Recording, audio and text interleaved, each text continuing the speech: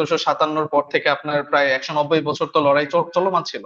But আমাদের মুক্তি যখন আমরা পেয়েছি সেটা হচ্ছে 1947 সালে। এখন 47 সালে আপনার যখন দেখা গেল হচ্ছে স্বাধীনতার প্রেক্ষাপট কি ছিল আমাদের 71-এ?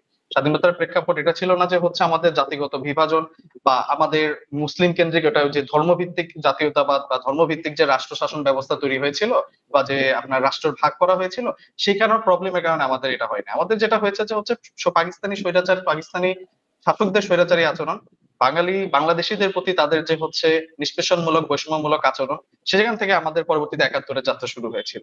তো 47 আমি যেটা বলেছি জাতিগতভাবে বা আমরা যদি বৃহৎ জায়গা থেকে দেখি, আমাদের স্বাধীনতা এবং মুক্তির একটি প্রথম ধাপ ছিল, যেটা পরবর্তীতে পাকিস্তানি স্বৈরশাসন এবং পাকিস্তানি শাসকদের ব্যর্থতা, আমাদের প্রতি বৈষম্যমূলক নিষ্পেষণমূলক ব্যবহার, হুম। তার কারণে হচ্ছে ব্যর্থ হয়েছে।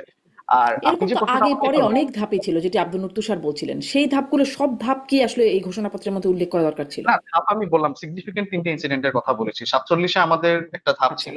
এরপর আচ্ছা, যখন আপনারা আমরা 47 কে খুবই ইম্পর্টেন্ট মনে করছেন এবং এটাকে রাখার পক্ষে। একটু না ওটা না এটা বলেন যে 71 এর স্বাধীনতার যে ঘোষণাপত্র, সেটি কি আপনাদের প্রস্তাবিত যে নতুন সংবিধান সেখানে আপনারা রাখার পক্ষে বা রাখবেন? অবশ্যই সেটা থাকবে, কেন থাকবে না? প্রথমত প্রশ্নটা আসছে, যে প্রশ্নটা আসার আমি কোনো কারণ দেখি না। যে হচ্ছে 71-এ আমাদের যে ঘোষণাপত্র সাম্য, মানবিক মর্যাদা এবং সামাজিক সুবিচারের যে মূলনীতি, এটা তো আমরা এখনো ধারণ করি। এবং আমাদের যে প্রস্তাবিত আমাদের যে ঐকমত্য কমিশনে সংবিধানের মূলনীতির যে পরিবর্তনের কথা বলা হচ্ছে, সেখানে সাম্য, মানবিক মর্যাদা এবং সামাজিক সুবিচার, এই 3টা মূলনীতির পক্ষে এনসিপি ছিল এবং অন্য রাজনৈতিক দলগুলোও ছিল।